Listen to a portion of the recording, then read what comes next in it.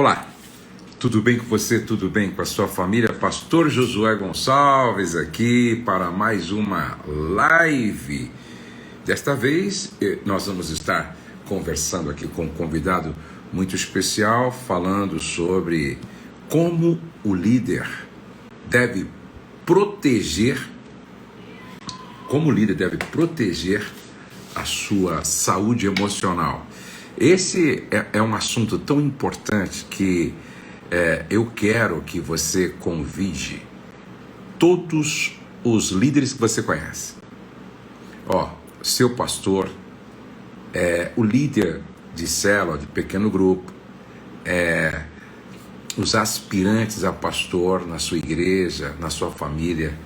Esse é um assunto tão pertinente que ele tem que ser estudado, ele tem que ser ensinado, tem que ser ministrado. E vocês vão entender o porquê quando eu chamar aqui o nosso convidado, que é um médico e é um especialista nessa área, quando se trata da saúde emocional do líder, da saúde emocional do pastor. Esse é um assunto tão importante que eu quero que você, tá vendo aqui embaixo? Aqui embaixo tem uma setinha, um aviãozinho aqui embaixo, Clica nesse aviãozinho e convida todo mundo, não é? Eu vou fazer isso agora. Eu vou convidar aqui o pessoal, certo? Deixa eu convidar todo mundo aqui, para participar desse bate-papo sobre como proteger, não é? Como proteger a saúde emocional. Como o líder deve proteger a saúde emocional, certo? Gente, preste atenção. Depressão, ansiedade, fobias, não é? As desordens de comportamento compulsivo, certo? Estresse pós-traumático, transtornos alimentares, vícios, certo? Tudo isso tem a ver com a nossa emoção, ou com as nossas emoções. Agora, como eu, líder, pastor, protejo as minhas emoções, tá? É sobre isso que nós vamos estar conversando hoje. Por isso eu quero que você convide todo mundo, certo? Você convide todo mundo. Nós vamos ter um evento, na verdade são dois eventos. Nós vamos ter um evento dia 1º, não é gratuito, onde eu vou estar falando para líderes, e depois presencial, a experiência PDP do dia 3 ao dia 5 de fevereiro em São Paulo, não é? Em Guarulhos, na Igreja Nasci para Deus. Vai ser assim, uma imersão, vai ser maravilhoso, tá? Eu vou deixar aqui um telefone aqui, tá? Para você entrar em contato, para você se inscrever, certo? Tanto para o evento online quanto para o presencial, tá? O presencial vai ser dia 3 ao dia 5 de fevereiro. Nós queremos pelo menos 1.000 líderes, 1.000 pastores conosco. Vai ser lindo, hein? Vai ser lindo. Deixa eu corrigir. É isso mesmo. 950-2985. Vou deixar fixado aqui, tá? Para quem quiser depois, você pode tirar um print aí da telinha e ficar com esse WhatsApp para você então ter as informações necessárias. Nós estamos recebendo pastores até da África, pastores que estão vindo lá da Angola participar da nossa conferência Pastor Discipulando Pastor. Milton, Deus abençoe você, Deus abençoe a Cris, um grande abraço para você aí, Milton. Uma dessas orações pela manhã eu tirei para orar por você e pela Cris. Deus abençoe você. Bom, vamos chamar então o nosso convidado de hoje. É um convidado muito especial. Deixa eu chamá-lo aqui, Doutor Leônio é o nosso convidado de hoje. nós vamos estar conversando com ele. E aí, meu pastor? E aí, meu querido, tudo bem? Tudo bem, melhor agora. Que bom, né? Que bom a gente poder conversar de novo de um assunto tão relevante, de um assunto tão importante, Deixa só, antes de o Jonatas começar já a participar aqui, deixa eu só fazer uma breve apresentação dele aqui. Dr. Jonatas Leônio, ele é casado com a Jéssica, pai da Maria e da Lívia, médico especialista em medicina de família e comunidade pela Associação Médica Brasileira e Sociedade Brasileira de Medicina de Família, e especializando em neurociências e comportamentos pela PUC do Rio Grande do Sul, diretor clínico da JL Clínica, Clínica Multiprofissional de Saúde Integral e Mudanças Comportamentais, docente da disciplina de Atenção Primária à Saúde, Medicina de Família e Comunidade da Faculdade de Medicina do ABC. Mas é também pastor na comunidade evangélica Jesus, o Pão da Vida, e em São Bernardo do Campo.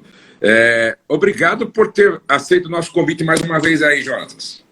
Uma honra, pastor. Falar com o senhor é sempre um presente de Deus. Nunca vou desprezar um presente desse, não. Que bom, que bom. Bom, nós estamos aí fazendo uma série de lives focada no pastor, no líder, né? Ontem falamos um pouco sobre a cultura do voluntariado com o Bispo Júlio, e hoje, então, o nosso tema tem a ver com a saúde emocional do líder. Nós estamos percebendo nesses últimos meses, anos, um número crescente, não é, de pastores com crise de ansiedade, depressão, síndrome do pânico, pastores se suicidando, pastores desistindo do ministério. Tudo isso eu penso que tem como causa problemas emocionais, não é? E aí eu queria que você falasse então um pouco sobre a importância do líder proteger suas emoções. Sim, pastor, esse é um assunto que necessita de um atendimento, de uma urgência por parte da igreja. Nós precisamos estar muito atentos a isso, porque uma pesquisa recente do Brasil mostrou que um líder cristão tem 3 vezes mais chance do que a população geral de desenvolver depressão ou ansiedade. Então, isso coloca o líder em um papel aí de grupo de risco para o desenvolvimento de depressão, ansiedade e outros transtornos emocionais. Mostra que há uma cultura de uma espiritualidade insalubre, por vezes, né? De uma espiritualidade potencialmente patológica. E esses dados do Brasil, né? Dados dos Estados Unidos, uma pesquisa recente, uma pesquisa chamada Lifeway, mostrou alguns dados mais alarmantes ainda para pastores americanos. Alguns dados como 57% dos pastores largariam o ministério se tivesse uma outra fonte de renda. 90% dos pastores trabalham mais do que 50 horas por semana. 25% não tem a quem recorrer quando tem problemas financeiros ou familiares. 45% das esposas de pastores dizem que o esgotamento é o pior perigo das suas vidas. 60% acredita que o envolvimento com o ministério afetou a paixão pelo evangelho. E 94% sente uma pressão por ter uma família perfeita. Então a gente está diante de um cenário cultural, de um estilo de vida, e eu gosto de uma frase do Paul Tripp, do livro Vocação Perigosa, que fala um pouco dos desafios do ministério pastoral, que o sucesso ministerial não significa que Deus está aprovando ou apoiando o nosso estilo de vida, que nós precisamos estar muito atentos a como as nossas emoções estão sendo protegidas ou guardadas. Eu gosto é um dos meus versículos preferidos da Bíblia, Provérbios 4:23, quando o sábio nos orienta sobre tudo que se deve guardar, guarda o teu coração, porque dele procedem as fontes, as saídas da vida. Então, cuidar do coração, das emoções, é uma responsabilidade nossa. O Senhor nos deu esse imperativo, essa orientação. Guarde o seu coração, proteja as suas emoções. Nós precisamos ficar atentos a isso, né, pastor? Agora, é interessante que muitos pastores cometem um sério erro de se considerarem assim, super-homem, não é? Super-homem. E, de repente, o pastor, ele não demonstra as suas vulnerabilidades, não é? Sim. E aí as pessoas pensam realmente que esse cara é um super-homem, quando, na verdade, ele pode estar escondido atrás de uma couraça, correndo um sério risco, não é, de sofrer uma depressão de repente. Sim, porque sim. Eu penso que uma das coisas que Paulo nos ensina nas suas cartas é não ter medo de mostrar a sua humanidade, né? Sim, sim, sem dúvida. E eu tenho percebido um movimento de busca por ajuda, tenho recebido muitos pastores no consultório, muitos líderes cristãos para tratamento, mas o que a gente percebe? Que chega já de uma forma muito tardia, depois que muita coisa já poderia ter sido feita, depois que a doença já tem um componente visível muito, muito predominante e poderia ter sido revelada antes, buscado ajuda antes, tanto profissional quanto ajuda dentro da comunidade, quanto ajuda entre os pares, entre pastores que poderiam auxiliar muito. E essa dificuldade de abrir a sua vulnerabilidade, de mostrar que é um ser humano, que precisa dos mesmos cuidados, que precisa ser pastoreado, que precisa ter o seu coração. Para o coração ser protegido, ele precisa ser exposto, ele precisa ser revelado, ele precisa ser tratado. Então, nós temos sim uma síndrome de super-homem, nós temos um isolamento, e eu penso que esse isolamento pastoral é um dos componentes muito, muito importantes do adoecimento. Eu tenho aí eu separei em 3 causas principais do adoecimento pastoral ou do adoecimento do líder, que acontece com líderes de célula, acontece com líderes de jovens, acontece com líderes de ministérios. Isso pode acontecer com qualquer cristão muito bem intencionado, mas que não consegue perceber esses sinais precoces de uma cultura que é potencialmente adoecedora, potencialmente tóxica, né? É algo muito parecido com um casamento que acaba, o que eu vou dizer aqui. Sempre que alguém chega para mim e diz assim, de repente, nosso casamento acabou. De repente, ela foi embora. De repente, ele foi embora. Eu sempre digo que nenhum casamento acaba de repente, nem o marido vai embora de repente, e nem uma esposa vai embora de repente, e nem um carro para de repente. Antes que um carro pare, ele dá muitos sinais, não é? Sim. Ele dá muitos sinais. Ele fica com dificuldade de pegar, engasga, entendeu? Acende a luz amarela, acende a luz vermelha, fica com um barulho meio estranho. Na relação de casal não é diferente, não é? Sim. Existem muitos sinais que vão sendo dados, né? Tanto por ele quanto por ela, pelos dois. O grande problema, eu penso, é que nem sempre a gente se dá conta de que algumas coisas que vão acontecendo com a gente são sinais, Sim. não é? Dos sinais da nossa alma de que nós estamos precisando de ajuda. Como você falou, seja uma ajuda de pessoas que estão próximas de nós, ou ajuda de um profissional, ou psicólogo, psiquiatra, ou um nutrólogo, eu não sei. Fala um pouquinho para a gente, então, como líder, quando é que ele... o que ele deve prestar bastante atenção, que pode ser sinais de que as emoções dele estão adoecendo? Sim, sem dúvida. Eu vejo, pastor, tem 3 causas principais que eu juntei aí em 3 S's, né?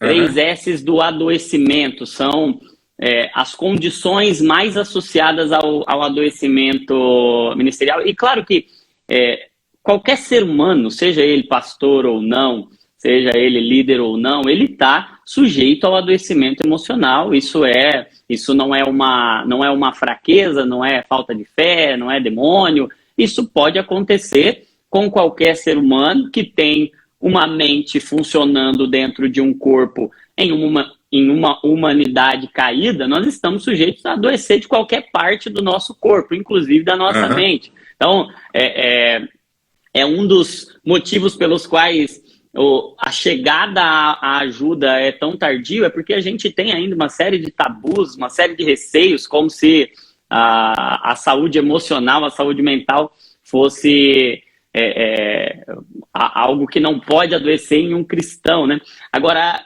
eu vejo que dentro desses três S's, né, relacionados ao adoecimento, e aí a gente já, considerando que essa pessoa é uma pessoa como qualquer outra, tem uma genética como qualquer outra, a gente sabe que a genética ela é mais importante para desenvolvimento de ansiedade e depressão do que para diabetes, por exemplo. Diabetes, a gente tem já uma associação muito estreita. Então, a genética tem um componente importante, questões biológicas, hormonais, questões ambientais. Tudo isso pode estar relacionado à saúde emocional de qualquer indivíduo. Agora, para o pastor, para o líder, ele tem ainda esses três componentes, que são componentes extremamente importantes, que eu juntei aí em 3 S's. Primeiro S, a solidão. O pastor, ele tem uma tendência cultural ao isolamento.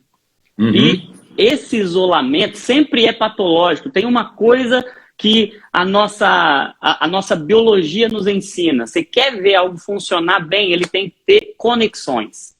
Para o nosso cérebro funcionar bem, como é que um cérebro adoece? Como é que a gente tem aí o desenvolvimento da depressão, da ansiedade? A gente tem uma quebra de conexões cerebrais. A gente tem uma dificuldade de conexões. O nosso corpo, quando é que acontece alguma coisa errada com um osso? Quando é que acontece alguma coisa errada com um ligamento, com uma célula, com uma artéria, com um vaso? Quando há uma perda de conexões. É muito comum que o pastor, por N motivos, ele vá se isolando da comunhão. E onde não há comunhão, não há cura. Onde não há comunhão, não há saúde, não há vida. Então, esse isolamento, essa centralização que por vezes acontece, essa centralização ali na figura do pastor como uma responsabilização única pela igreja, e esse isolamento faz com que a carga em cima do pastor, a dificuldade de se conectar, de repartir, seja muito grande, e é muito mais difícil pedir ajuda, é muito mais difícil perceber que precisa de ajuda. Você não tem ninguém que possa olhar para você e te direcionar e te dizer, você não está vendo isso, você não está percebendo que isso está errado em você. Então, esse isolamento, que eu chamo aí de solidão, a solidão pastoral, a solidão ministerial, a solidão do líder é um fenômeno que é extremamente adoecedor. O segundo motivo é a sobrecarga. E quando eu digo sobrecarga, eu estou dizendo de sobrecarga física, estou dizendo de sobrecarga financeira, eu estou dizendo de sobrecarga de tempo, sobrecarga emocional. E essas sobrecargas levam aí a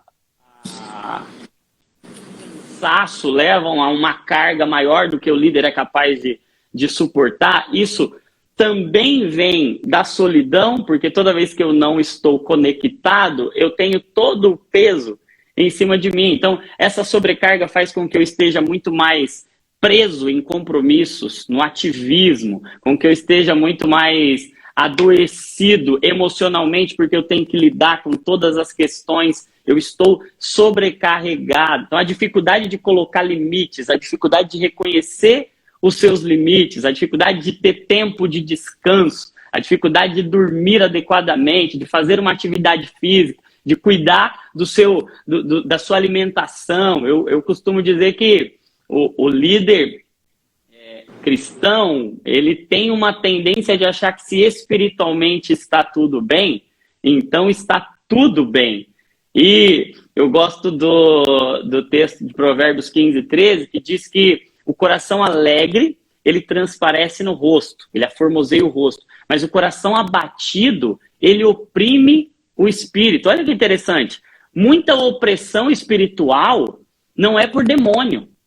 Opressões no espírito podem acontecer porque o coração não está protegido adequadamente, porque o coração está sobrecarregado. Esse coração abatido é um coração sobrecarregado, um coração que está pressionado. Então tem a solidão, tem a sobrecarga, que pode ser de tempo, pode ser financeira, pode ser emocional, pode ser física. Dentro do que você está falando, eu percebo que uma das dificuldades de muitos líderes é praticar o princípio da pausa, no sentido de parar para descansar, né? Parar para descansar. Quando Deus estabeleceu o sábado, muitas pessoas têm uma compreensão errada do sábado, né? Sim. Veja só, o povo ficou no Egito centenas de anos, e eles desenvolveram uma mentalidade de escravo em função da opressão. Né? Então, não tinha feriado, não tinha férias, não tinha domingo, não tinha descanso. Então, quando Deus tira o povo do Egito, ele estabelece como uma lei, não é? Como uma lei, né? O sábado, como uma lei. Ou seja, ele queria que o seu povo se libertasse de uma mentalidade de escravo, não é? Ganhasse novamente a mentalidade de filho e prestasse muita atenção no que ele fez. Ele criou o mundo em 6 dias e descansou no sábado, né? E até alguém disse que se você não descansa é porque você acha melhor do que Deus, né? Maior do que Deus, mais inteligente do que o próprio Deus, né?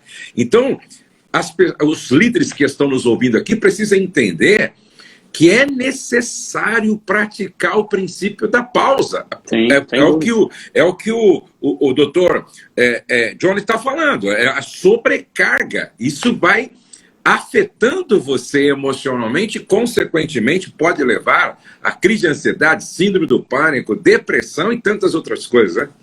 Sim, exatamente. E esse convite, na verdade, esse mandamento do Senhor ao descanso, você olha para Deus não descansou porque estava cansado, né? Porque ele nem se cansa, nem se fatiga. Ele descansou porque o descanso faz parte da sua natureza, porque o Senhor Jesus é o Senhor do descanso, e descansar é santo, ele santificou o sábado. Esse descanso é um lugar de desfrute. É um lugar onde a gente pode, de fato, desfrutar, onde a gente pode, de fato, sentir o sabor, pode degustar. E sabe que muito do nosso adoecimento é porque a gente se sobrecarrega de atividades e a gente não santifica o descanso, não faz o princípio da pausa. E eu digo que esse princípio do descanso, eu gosto muito de usar a expressão da margem, né? A margem é esse espaço entre o meu limite e o lugar onde eu estou. Eu preciso ter margem, eu não posso viver no meu limite, eu preciso ter um espaço. O sábado é esse espaço entre mim e o meu limite, né? O descanso é esse limite entre mim e o meu limite. Eu preciso praticar, eu preciso curtir. O descanso, eu gosto de um entendimento, pastor, que hoje curtir pra gente, né? Curtir é apertar um botãozinho lá com um coraçãozinho ou com um joinha, né? Isso virou curtir pra gente. Mas se a gente olhar para o que era o verbo curtir, alguns anos atrás, antes do advento do Facebook, antes do advento do Instagram, curtir era deixar algo de molho de tal forma que aquilo absorvesse todo o sabor. Um queijo curtido, um couro curtido, ele vai absorver, ele vai ficar ali de molho. Hoje a gente desaprendeu o que é esse lugar de curtir, de desfrutar, de sentir o sabor. Eu gosto de dizer que quem desfruta mais se frustra menos. Quem degusta mais se desgosta menos, né? Quem Exatamente. sente mais o gosto sente menos desgosto. Então, a gente precisa dar um passo para trás na direção de buscar o descanso, de aliviar as cargas, as sobrecargas, de encontrar um lugar de descanso físico, porque a gente não pode só achar que o descanso emocional é o bastante. Estar bem espiritualmente não significa que vai tudo bem, que está tudo resolvido, até porque quando a gente olha para a criação, quando o Senhor cria Adão, e Adão estava ali com Deus bem espiritualmente.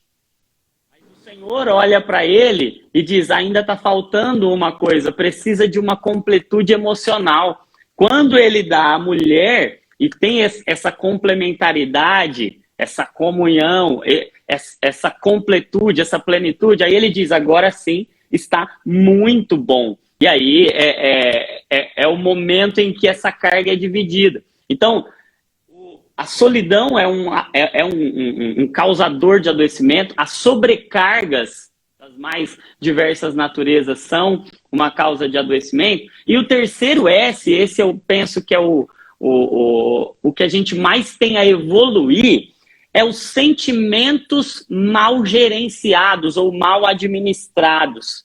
Penso eu que nós precisamos evoluir muito na forma como a gente administra os sentimentos do ministério pastoral, ou do ministério da liderança, porque a gente vai ser exigido a um nível de sentimentos que o cidadão comum não vai. E isso é bom, isso é uma bênção. Por isso que a Bíblia vai dizer que mais bem-aventurada a coisa há em dar do que receber. Que quem deseja o episcopado, quem deseja a liderança, excelente obra o almeja, porque isso não é um problema. Você ser esticado nos seus sentimentos, você ser forçado nos seus sentimentos, não é um problema. O problema é que a gente é muito imaturo na forma como a gente lida, como a gente gerencia, como a gente administra as nossas emoções e sentimentos. Então eu penso que a gente tem muito a avançar e eu queria que a gente conversasse um pouquinho, dar algumas orientações para como a gente pode administrar os sentimentos do ministério. Porque nós vamos sentir muito, vamos sentir tristeza, nós vamos sentir rejeição. Quando um liderado nosso vai para a igreja do outro, quando ele desvia, quando ele nos abandona, o sentimento de rejeição, o sentimento de dívida, de eu nunca conseguir fazer o suficiente, eu não estou fazendo algo que é o suficiente para a igreja crescer, e aí a igreja, a referência está crescendo. Eu costumo dizer também, né? Você que está chegando agora, nós estamos conversando aqui com o Johnny, que na verdade é o Dr. Jonatas Leônio, né?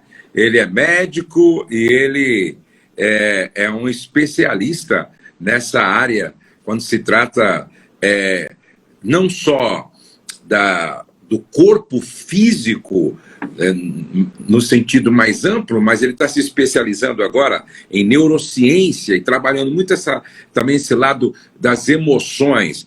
Aí você está falando aqui sobre gerenciamento dos sentimentos do líder. Um pastor, por exemplo, ele pode, pela manhã, visitar uma mãe que teve um filho, um bebê, celebrar com essa família. À tarde, ele pode fazer um sepultamento, não é? Um sepultamento de uma pessoa querida da igreja, e à noite ele precisa muitas vezes ir numa festinha de aniversário do filho. Da família. Isso. Da família. Veja quantas emoções e sentimentos, não é, que ele experimenta em um único dia. Exato. Fora é o que você disse. Por exemplo, os pastores sofrem muito com perdas, decepções, frustrações. Sim, então, abandonos, traições. Exatamente, traição. E é interessante como Jesus passou por tudo isso, José passou por tudo isso, né? Exato. E esse sentimento, essa pressão emocional de você ter que fazer a igreja dar certo, de você atender às expectativas dos seus liderados, dos membros da igreja, de você ter uma pressão por entregar uma pregação de qualidade, por oferecer um cuidado de qualidade, por você estar disponível, por você estar cuidando das pessoas, mas ao mesmo tempo uma pressão emocional em casa, porque se você se dedica demais aos irmãos e negligencia a sua família, você negou a fé, você é pior que um infiel, você tá ganhando o mundo, mas está perdendo a sua alma, está perdendo a sua casa. Gerenciar todo essa sobrecarga de sentimentos, e aí eu vejo que aprender a gerenciar sentimentos e entendê-los, entender qual é o propósito, porque penso eu que o que nós mais precisamos fazer é parar de demonizar as nossas emoções, os nossos sentimentos e aprender a gerenciá-los. Eu costumo dizer que sentimentos são sementes, não são uma obra pronta. São sementes que precisam ser depositadas. Por isso que eu disse que o problema não é o sentimento do líder. O problema é o sentimento mal administrado, mal gerenciado, mal processado. Esse vai gerar um adoecimento. E, sem dúvida nenhuma, vai gerar um adoecimento importante, vai levar ao burnout, a essa síndrome do esgotamento. A gente tem visto isso em pastores, em líderes com grande frequência, a ansiedade, a fobias, a compulsões, ao entorpecimento aí nas redes sociais, a perda do prazer na atividade ministerial, até alguns que abandonam a igreja porque não conseguem mais fazer nada relacionado ao ministério. Isso por quê? Porque foram expostos a uma sobrecarga de sentimento e não souberam como gerenciar, como administrar isso. Então, penso que a gente tem que aprender muito sobre isso. Exatamente. E aí, nós precisamos entender que não é porque eu lidero um grande grupo que eu não sinto tristeza. Não é porque eu lidero um grande grupo que eu não sinto medo. Ou então ansiedade. Sim. Percebe? Até porque existem vários fatores. Além do fator descanso, tem o fator hormonal, não é? Tem o fator da idade, certo? Sim. Tem o fator ambiental. Exatamente, o ambiental. Então tem vários fatores. E aí que eu falo, que eu acredito que um dos segredos, não é, para o líder viver emocionalmente saudável é ele não ter medo de reconhecer, certo, os seus sentimentos negativos. Negativos, em parte, porque às vezes é um mecanismo de defesa, um sinal, que nem a dor, né? Outro dia eu estava ministrando um devocional, eu disse, olha, depois que eu li o livro do Philip Yancey sobre a dádiva da dor, eu parei de amaldiçoar a dor, entendeu? Porque a dor, na verdade, é uma bênção. É um mecanismo de proteção. É um mecanismo de proteção. Mas fala um pouquinho, então, sobre como é que a gente lida com esses sentimentos todos aí. Sim, perfeito, pastor. E é mais ou menos essa mesma lógica. Deus nos deu cada sentimento que a gente tem.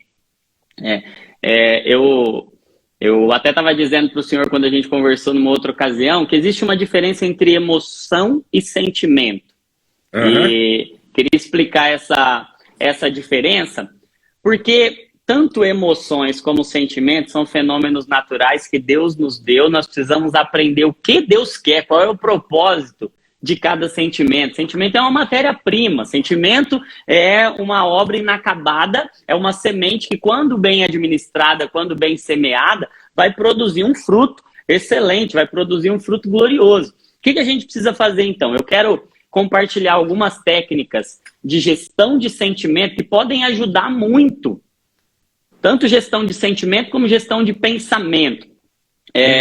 E algumas técnicas que a gente usa na medicina, que a gente usa na psicoterapia, na neurociência, mas sempre com um entendimento de que Deus já estava nos ensinando isso na Bíblia, nas Escrituras, há milhares e milhares de anos, e a gente não deu a devida atenção. Deus já estava lá desde Moisés, Deuteronômio 22:8. O Senhor estava dizendo, quando você for fazer uma casa, vai ter um terraço, constrói um parapeito. O que é um parapeito? O parapeito proteja seu peito.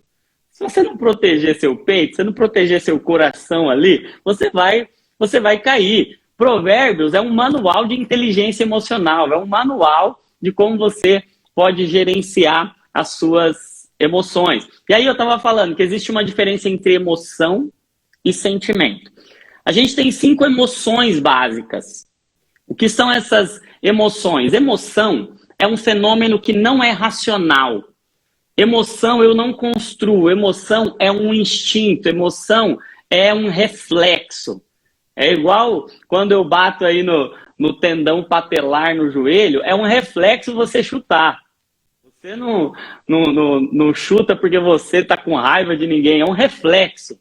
As nossas emoções básicas, elas são reflexo. Por exemplo, a gente tem 5 emoções básicas: alegria, tristeza, medo, raiva e aversão, ou o nojo, aquela sensação de essa emoção.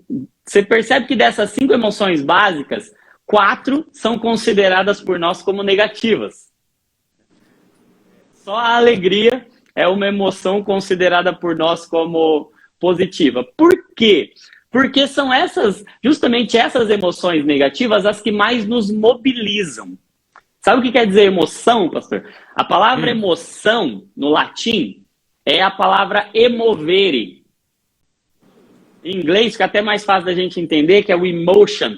Emovere quer dizer movimento. O que a emoção tem o propósito de fazer? Emoção tem o propósito de nos movimentar. Emoção é um reflexo. Eu recebi uma notícia ruim, é natural que eu sinta tristeza. Acabei de receber uma notícia ruim, é reflexo. Não tem como eu ficar feliz. Qual que é o problema? É que a gente fica incomodado demais de ficar triste quando a gente recebe uma notícia ruim. Ou a gente está diante de uma situação ameaçadora, uma notícia, um diagnóstico, e a gente vai sentir medo.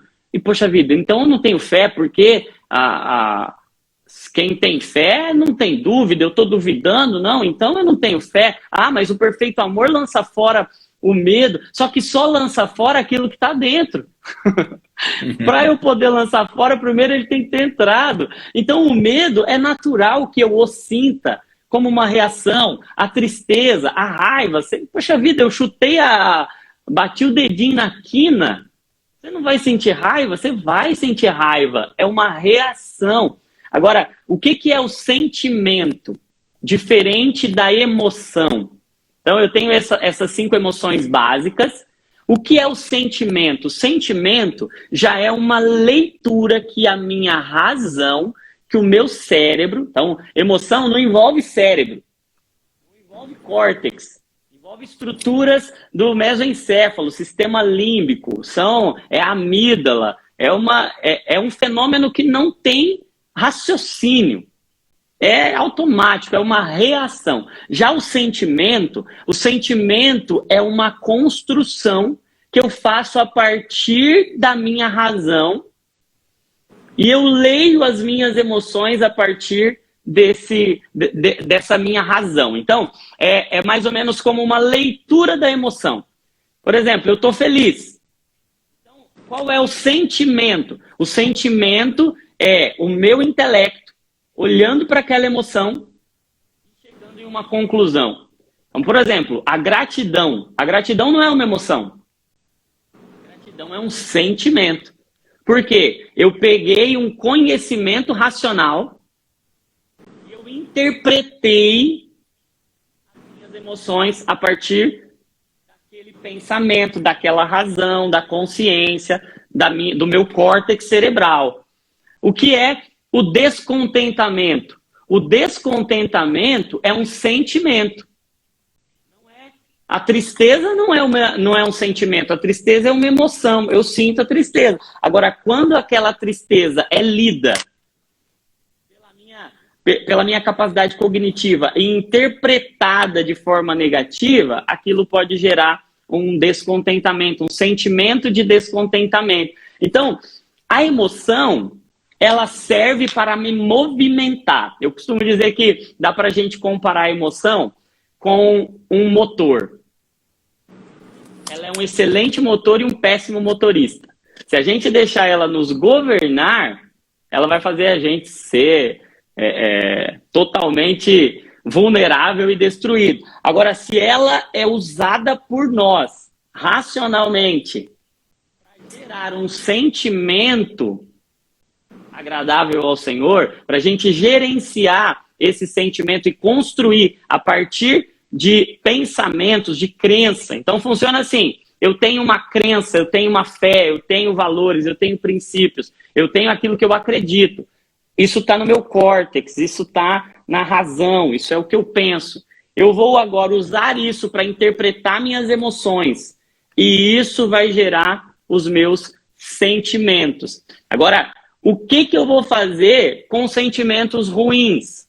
O que eu vou fazer quando eu identifico que eu estou descontente, ou quando eu vou lidar com uma emoção negativa, eu vou lidar com uma traição, com uma frustração, eu vou lidar com abandono. Esses sentimentos que eu identifico, alguns pecaminosos, outros não, eu vou precisar fazer um caminho com ele.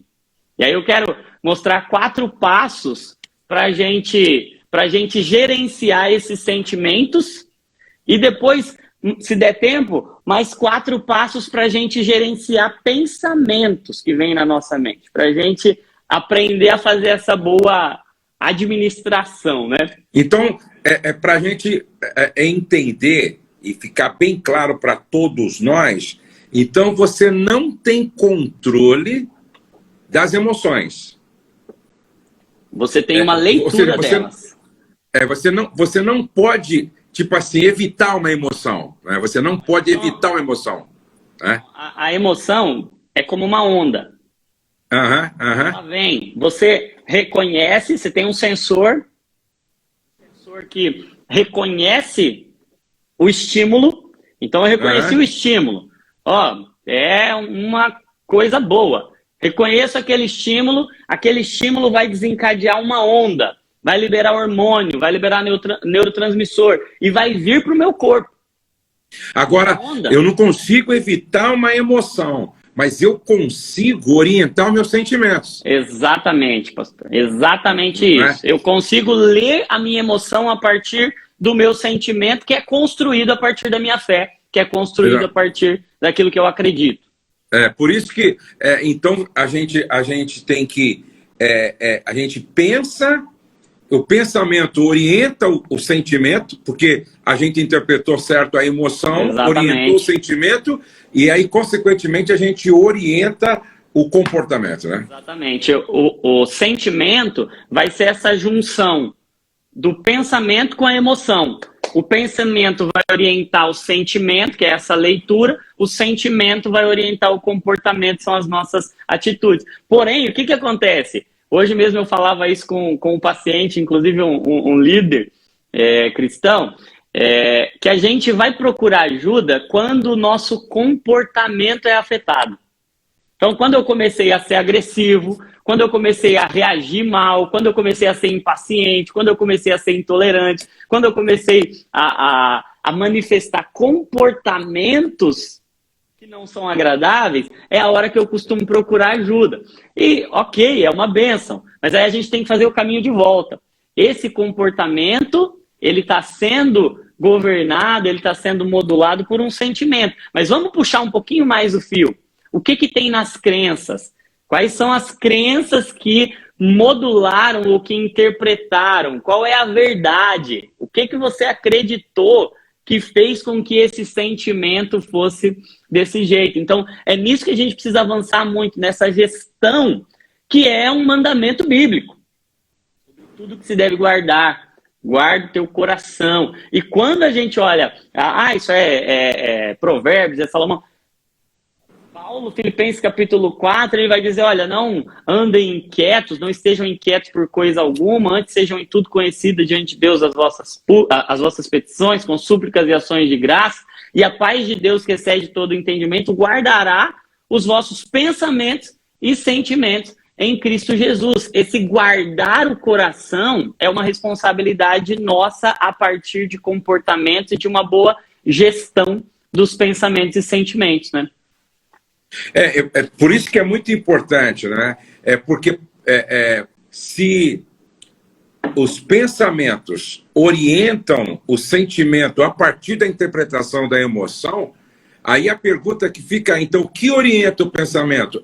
as nossas convicções. Exato, exatamente. São as nossas crenças, as nossas crenças, entendeu? Por isso que quem conhece a palavra, não é? Quem conhece a palavra, quem estuda a palavra, quem tem convicções com base nos princípios e valores do Evangelho, então orienta melhor os seus pensamentos e, consequentemente, interpreta melhor as suas emoções, fazendo com que os seus sentimentos sejam mais positivos, né? Sim, exatamente. Agora, qual que é o problema, pastor? É que a gente tem uma tendência à construção de fortalezas mentais. Isso não acontece quando a gente se converte, isso vai acontecendo ao longo da nossa vida inteira, desde a nossa concepção.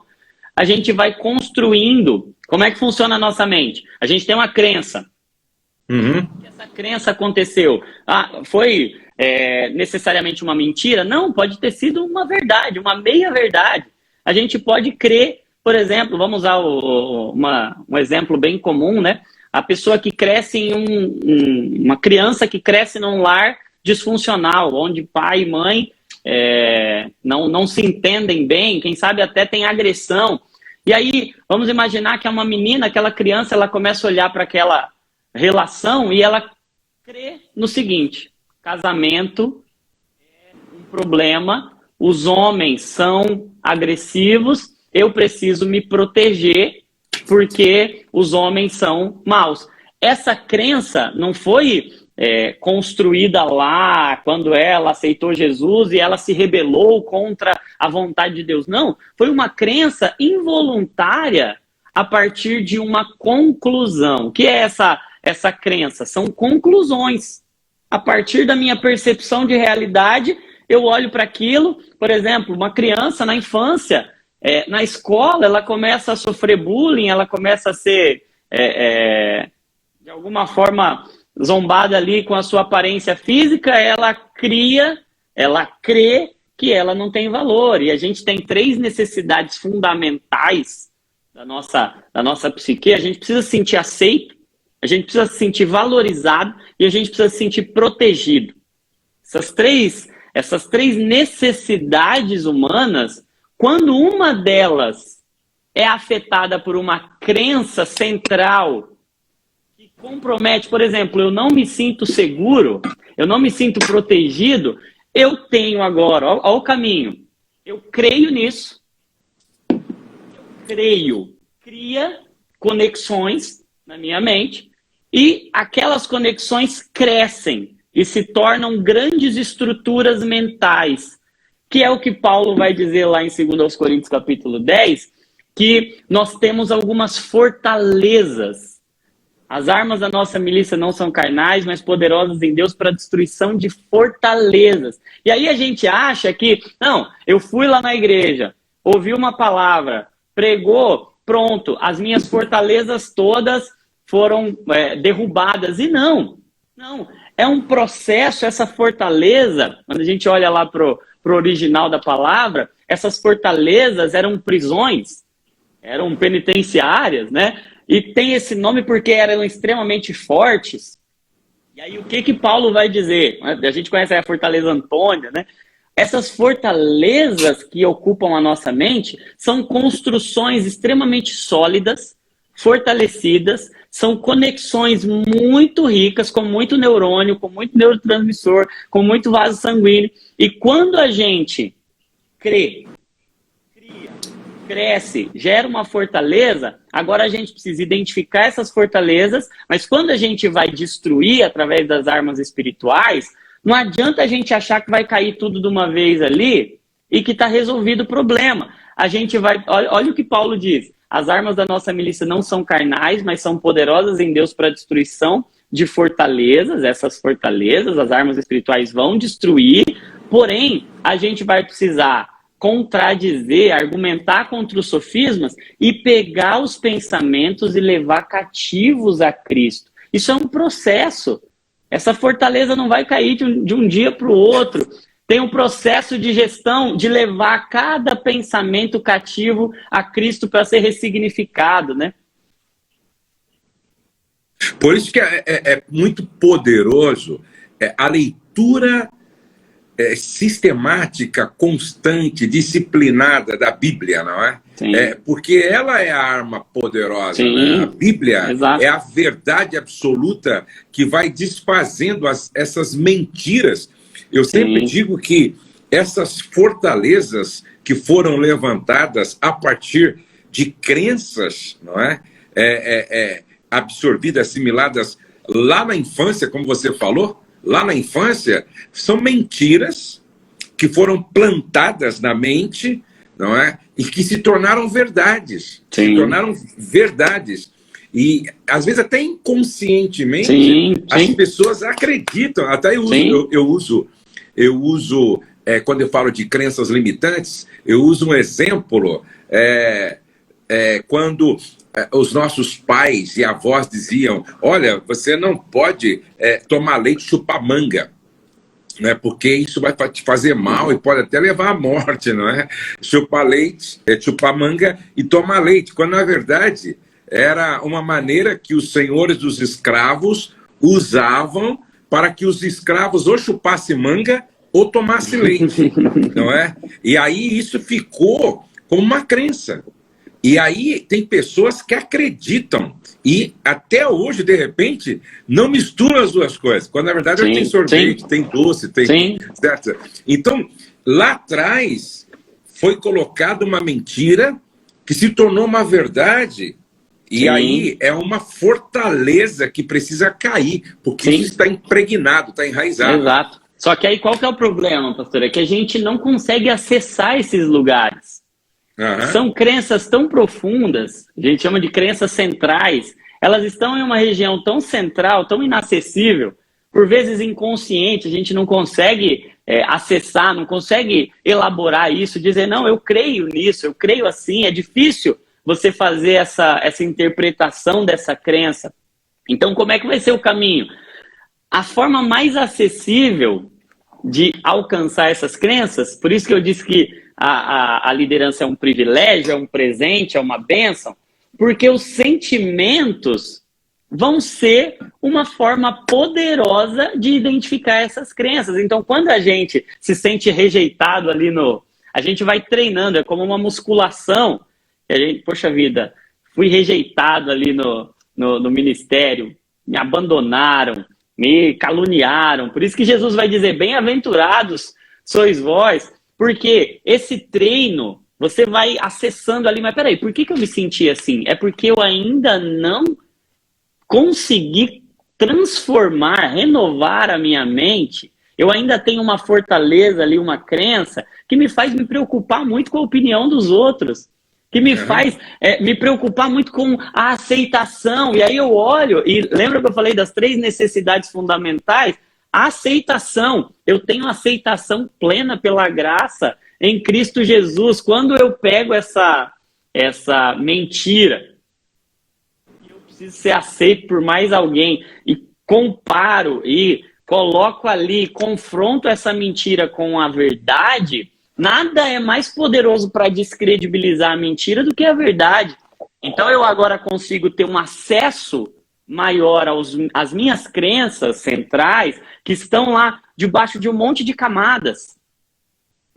Preciso agora acessá-las e aí gradativamente deixar. Por isso que Romanos 12:2 vai falar que nós somos transformados pela renovação do nosso entendimento, para que a gente possa experimentar a boa, agradável e perfeita vontade de Deus. Experimentar, esse sentir, esse saborear, é o resultado desse monte de camadas. E nem sempre eu consigo tirar as camadas de uma vez. Por isso que é importante a gente fazer, eu falei que ia dar 4 passos aqui, vou falar rapidinho, nomear o que eu estou sentindo.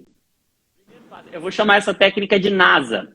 NASA, N-A-S-A. Vou marcar aqui, vou escrever aqui, nomear os sentimentos, né? Nomear os sentimentos, eu preciso identificar o que eu estou sentindo. É raiva, é frustração, é tristeza, é medo, é angústia. O que eu estou sentindo? Quando eu paro para pensar sobre os meus pensamentos, quando eu paro para analisar, é como se eu acendesse a luz. É como se eu colocasse um pouquinho mais de luz na minha mente. Então eu coloco luz ali, dou um nome para aquilo, para eu saber contra o quê, ou para eu saber o que fazer com aquele sentimento. Então, primeiro, nomear. Agora, o segundo passo é acolher esse sentimento. E para nós isso pode parecer meio estranho, porque às vezes esse sentimento é pecaminoso. E aí você vai falar, poxa vida, mas como é que eu vou acolher um sentimento pecaminoso? Eu não estou dizendo que a gente tem que concordar com ele, eu não estou dizendo que a gente tem que se conformar com ele, mas eu estou dizendo que a gente tem que ter uma atitude gentil para com a nossa mente, entendendo que nós somos humanos, que nós somos falhos, e que assim como a gente acolhe um pecador que vem na nossa comunidade, que vem na nossa igreja, a gente deve ter uma atitude de acolhimento para com um sentimento, para com uma emoção, que não é agradável, não é, por vezes, nem saudável, mas o que eu preciso fazer? Se eu não acolho, ele se torna mais forte. Quando eu acolho, quando eu recebo e eu identifico, ó, isso aqui não é uma obra pronta, mas está aqui, é como uma onda. Adianta eu negar que uma onda vem na minha direção? Não, eu preciso me preparar para ela. Ou eu vou ficar firme ali para ela bater em mim, ou eu vou mergulhar, mas eu preciso acolher, eu preciso receber, estar preparado para aquela emoção. Então, por exemplo, eu estou com raiva. Ok, eu aceito que eu estou com raiva.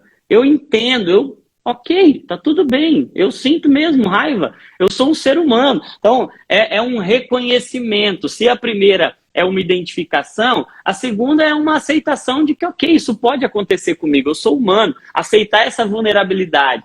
Terceiro, agora depois que eu nomeei e acolhi, eu vou sair de dentro desse sentimento e ir em direção às minhas crenças. Então, o que é esse sair do sentimento? Peraí, eu estou sentindo isso por quê? Eu dou um passo na direção das minhas crenças. Eu acredito no quê para que eu esteja sentindo isso? O que eu estou pensando? Quais são os meus pensamentos para que eu esteja com esse sentimento? Será que o meu valor está firmado em alguma crença? Será que a minha proteção está firmada em alguma crença? Será que a minha aceitação está firmada em alguma crença? E aí o que eu vou fazer? Eu vou sair do sentimento, não vou deixar aquele sentimento me guiar, me governar, eu vou sair na direção do pensamento, identificar quais são as minhas crenças, e agora o S, né? Falei de nomear, de acolher, sair do sentimento em direção a crença, e agora eu vou agir, não de acordo com o que eu estou sentindo, mas de acordo com a minha fé, de acordo com os meus valores, de acordo com as minhas crenças bíblicas, e não com as minhas crenças centrais ali da minha natureza caída. Então, esses 4 passos tão simples, mas diante de uma emoção, de um sentimento negativo, eu posso parar, ter algum grau de gentileza, de bondade, de misericórdia para comigo e nomear, dar um nome, identificar, aceitar aquilo, sair em direção ao pensamento, ver o que a Bíblia diz, porque o nosso problema não é que a gente não sabe, por vezes, o que a Bíblia diz, é que a gente não sabe fazer esse caminho para interpretar o nosso sentimento ou interpretar a nossa emoção a partir do que a Bíblia diz. É essa capacidade de gerenciar, que é o que eu falei lá no início, que adoece muito, porque a gente começa a ver, eu estou cansado, sobrecarregado, aí eu começo a me sentir triste, sem energia, e eu começo a dizer, o ministério está me fazendo mal. Não, pera, vamos fazer esse processo, vamos fazer, o que eu estou sentindo? Acolhe, peraí, mas será que eu estou sentindo isso por causa desse sentimento? E esse sentimento está acontecendo porque eu creio no quê? Então, trabalhando em cima desses 3 eixos, da solidão, da sobrecarga e dos sentimentos mal gerenciados, a gente pode ter pastores, líderes e obreiros muito mais saudáveis emocionalmente, fisicamente e espiritualmente, né, pastor? Com certeza. E aí, a importância de você parar para você refletir. Certo? Para você refletir. Não é da vontade de Deus que você se mate de forma trabalhando de forma não inteligente. O grande problema de Elias, o profeta, né? Ele pensou que Deus havia o chamado para resolver o problema do planeta. Sim. E esse é o nosso problema. Deus não me chamou para resolver o problema do mundo. Eu sou apenas uma engrenagem, certo, do motor, né? Eu sou uma peça importante do motor, mas eu não sou o motor, entendeu? E o Elias pensou que era para ele resolver o problema. Ele era apenas uma peça de um todo. Então, você que é pastor, você que... Por exemplo, eu trabalho com casais que estão se separando, né? E semanalmente eu recebo um grupo de casais que estão se separando. Eu faço o melhor que eu posso, eu dou o melhor de mim, a gente faz tudo com muita excelência. Agora, a parte de Deus é a parte de Deus, a parte da pessoa é a parte da pessoa. Quando eu vou para casa, eu não levo todas as demandas de todos os casais que eu atendi para minha casa. Senão eu vou enlouquecer, eu vou adoecer e estou querendo fazer uma parte que não é minha.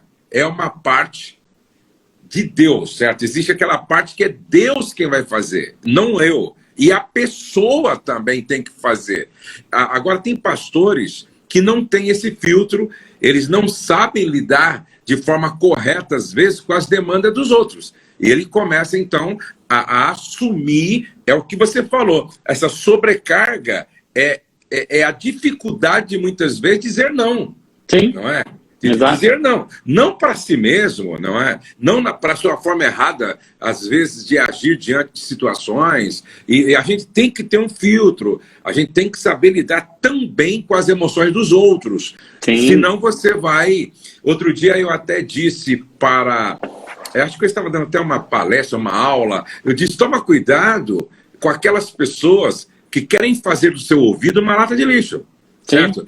Elas não querem mudança, elas não querem transformação, elas não tomam decisão, mas todo dia está querendo que você ouça os problemas dela, mas elas não se posicionam. Então elas querem fazer de você uma lata de lixo. E aí, na verdade, se você não tiver sabedoria, discernimento, você adoece. Exato. Entendeu? Exatamente, pastor. E você vê em Elias, né, que o senhor mencionou, Elias tem esses 3 S's no seu processo de adoecimento. Elias fica sozinho, Elias fica sobrecarregado fisicamente, num contexto de fome, num contexto de sede, num contexto de crise, e Elias tem um sentimento de frustração, porque mesmo depois de vencer o desafio com os profetas de Baal, ele achou que o problema estava resolvido e ele fica extremamente frustrado com aquele sentimento. Ele não consegue gerenciar o camarada que acabou de vencer um desafio com centenas de profetas de Baal, ele agora está com medo e ele não sabe gerenciar e administrar esse medo. É esse o processo de adoecimento dele, os três S's ali, né? E isso que o senhor disse, desse filtro, proteger, guardar. Eu estou até escrevendo um livro sobre um guia bíblico de saúde emocional, que é o estilo de vida do jardim. E olhando para como Deus nos criou como modelo bíblico, e é tudo que as evidências científicas têm mostrado hoje, que produz saúde, né? E é interessante, pastor, que quando o Senhor cria o homem, planta um jardim ali no Éden e dá a responsabilidade de cultivar e guardar. Cultivar fala de fertilizar, de crescer, desenvolver, fazer aquilo expandir. Mas guardar fala de filtrar. O que é guardar? Guardar é proteger, é falar, opa, até aqui pode ir, daqui para frente não pode ir. Meu coração é uma responsabilidade minha. A sua mágoa, a sua ofensa, o seu rancor, a sua incapacidade de tomar decisão não pode ter acesso ao meu coração. Proteger o coração é dizer, ó, aqui tem um filtro. Quando diz lá em Filipenses 4:7 que a paz de Deus guardará os nossos pensamentos e sentimentos em Cristo Jesus, é que a paz de Deus, ela deve proporcionar em nós um filtro, um guarda que fica dizendo, ó, isso aqui pode entrar, isso aqui não. Isso aqui pode passar, isso aqui faz bem, isso aqui precisa ser administrado, precisa ser gerenciado, isso aqui precisa ser processado para poder entrar. Eu costumo dizer, pastor, que sentimento, quando ele é depositado em Cristo, por isso que a paz de Deus que excede todo entendimento, guardará os nossos corações em Cristo Jesus, a gente pega o nosso coração, guarda ele no coração de Cristo. Isso é a definição mais profunda de saúde emocional. É a nossa emoção guardada na emoção de Cristo. E a gente, pegando cada sentimento, oração, que Filipenses 4, 6 e 7 vai dizer, quando a gente olha para a oração, o que a gente vê, né? Que a emoção é um movimento. Toda emoção que a gente sente é um movimento, é um impulso, é um empurrão. Eu costumo dizer que toda emoção é um convite para a oração. Toda emoção, seja ela positiva ou negativa, é um empurrão na direção da oração, na direção da devoção. Oração, a emoção é um movimento que Deus nos dá na direção dele. Quando a gente vai na direção errada, que é o andar ansioso, aí a gente está num caminho de adoecimento. Então, aprender a gerenciar esse monte de emoção, de sentimento do ministério, é uma tarefa que exige atenção, que exige cuidado, que exige ambiente, que exige preparo, que exige conhecimento, estar em ambientes como esse do Pastor Discipulando Pastor, onde a gente consegue parar, fazer uma análise, olhar para si, olhar para o estilo de vida, porque, como eu disse lá no início, o sucesso ministerial não é uma prova de que Deus está apoiando o meu estilo de vida. O meu estilo de vida pode estar sendo tóxico, pode estar sendo sobrecarregado. Gente, eu sou pastor, eu sei como é fácil a gente se sobrecarregar, como é fácil a gente se isolar e como é fácil um sentimento entrar ali dentro da gente e a gente se perder dentro dele, perder o prazer e começar a trabalhar para Deus, trabalhar com Deus. E aí o fardo fica muito pesado, a gente pode adoecer muito. Ontem eu pedi para quem estava participando da live, são 7 lives que nós vamos fazer, inclusive nós vamos receber aqui a Ariane, que vai falar sobre a vida sexual do pastor e a esposa, do casal de pastores. Agora, ontem, quem marcou lá no feed, eu vou sortear esse livro. Como eu estou sem um outro equipamento aqui, não vai dar para eu fazer esse sorteio agora. Ô, Rose, me ajuda aqui, meu amor. Se você puder vir aqui, de repente eu uso o seu celular para fazer o sorteio, tá? Então, quem marcou na live de ontem, eu vou sortear esse livro hoje. Vou colocar lá no Store direitinho quem ganhou. Agora, eu vou deixar essa live gravada aqui no feed. Assim que terminar essa live, você vai lá no feed, tá? Você vai lá no feed e você marca 2 pessoas. Coloca o que você aprendeu e marca 2 pessoas, tá? Então você marca... Peça o seu celular para eu ver as pessoas que marcaram aqui. Então, você marca 2 pessoas na live de hoje. 2 ou 3 pessoas, ou 4, quanto você quiser. Aí amanhã eu vou sortear esse livro aqui, ó. Amanhã eu vou sortear esse livro, Aprenda a Pregar, tá bom? Mas hoje, deixa eu ver aqui, deixa eu sair aqui, José. Deixa eu sair aqui. Onde é que está aqui o meu perfil aqui, para eu poder ver aqui, hein? Acha que o meu perfil, daí eu vou sortear aqui uma pessoa. Você que chegou depois, nós estamos falando aqui com o doutor Jonatas Leônio sobre como o líder deve proteger as suas emoções. Como o líder deve proteger. Johnny, qual é o seu Instagram para as pessoas que quiserem te seguir? Bom, meu Instagram é @drjonatasleonio, Dr. Jonatas Leônio. Então, vai ser um prazer se você que ainda não me segue puder acompanhar lá. E um último recado que eu deixaria, pastor, para os pastores, para os líderes, é que não tenham receio nenhum. adoecer é muito fácil, e assim como a gente adoece de doenças osteomusculares, de hipertensão, de diabetes, porque a gente está em um mundo que sobrecarrega esses sistemas, adoecer das emoções é um fenômeno natural, não deixe de procurar ajuda. Se você tem receio aí, está sofrendo, eu costumo dizer que é muito pior. Inclusive, espiritualmente falando, você faz muito mais mal para a sua vida espiritual. Se você está adoecido e não procura ajuda, do que você ficar com essa crença de que, não, eu vou orar mais, eu vou ler a Bíblia, não, isso aqui é espiritual, isso é falta de fé. Procura um profissional, marca uma consulta, não tenha receio nenhum. Deus deixou médicos, Deus deixou medicamentos, Deus deixou a ciência para nos auxiliar, porque cuidar do coração é uma responsabilidade nossa e estar bem emocionalmente vai florescer a nossa vida espiritual. Um líder adoecido adoece outros líderes. Um líder curado cura outras pessoas, né? Então nós precisamos ser curados para curar.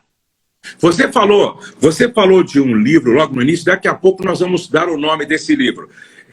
Lembrando que, se você quer se inscrever, e eu quero que você se inscreva para a experiência Pastor Discipulando Pastor, é só você ir na bio, tá? Vai lá na bio, tem lá os links para você fazer inscrição. Vai na bio do meu Instagram aqui. Vai lá no feed, aí você vai na bio e aí você pode fazer a sua inscrição ainda hoje, tá?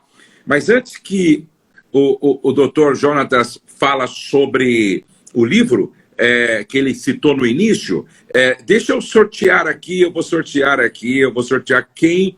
Mas, olha aqui, ó. Eu vou sortear aqui a Deia. A Deia Aragão. A Deia Aragão, ela marcou... Deixa eu ver se ela marcou aqui. Ela marcou várias pessoas aqui. Ela marcou 4 pessoas e escreveu uma lição que ela aprendeu. Tá? O maior é o que serve. Liderança no modelo de Jesus. Tira a capa e coloca o avental. Olha que legal. Ela colocou a lição que ela aprendeu e ela também marcou aqui. Ó. Então, eu vou até tirar aqui uma foto para a gente não perder aqui o endereço da Deia Aragão. Ô, Deia, você então acabou de ganhar um livro, manda um direct para nós com o seu endereço, que a gente vai mandar esse livro para você, autografado, vou até autografar ele agora. Agora, você que está comigo aqui na live, nós vamos deixar gravada essa live. Então, quando terminar a live, você vai lá embaixo dessa live e aí você marca 2, 3, 4 pessoas. Coloca o que você também, algo que você aprendeu. E amanhã, na nossa live das 10 horas, eu vou sortear esse livro aqui. Fala do livro. Se não me falha a memória, é Vocação Perigosa, é isso? Esse aqui, pastor, Vocação Perigosa, do Paul Tripp. E eu queria indicar mais 2 livros, pastor, que vão abençoar muito o líder. Espiritualidade Emocionalmente Saudável, do Peter Scarizzo, é um livro fantástico também. E o livro Margem, do Richard Svensson, também um livro fantástico para qualquer cristão, não precisa ser líder, mas para ajudar a gente a evitar as sobrecargas. Então, 3 livros que vão abençoar muito o líder. E essa live aqui, ela é tão pertinente, principalmente nesse tempo de pandemia, nesse tempo diferente que nós estamos vivendo, que você tem que pegar o link dessa live e mandar para o seu pastor, mandar para a sua pastora, dizer, ó, assiste aí, vocês precisam assistir, e eu vou disponibilizar essa live lá no meu canal no YouTube também, para a gente alcançar o maior número possível de pastores e líderes. Johnny, obrigado, Deus abençoe, foi muito bom e vamos voltar a se falar outras vezes, viu? Obrigado, pastor. Privilégio imenso estar aqui com o senhor. Obrigado por tudo. Tá, e Deus dá um abração aí na Jéssica e nas crianças também, tá? Dou sim, dá um abraço na pastora aí também, todo mundo aí. Amo vocês demais, vocês sabem Deus disso, abençoe, né? E Deus abençoe a todos vocês. Até o nosso próximo encontro e não perca a nossa live de amanhã. Deus abençoe.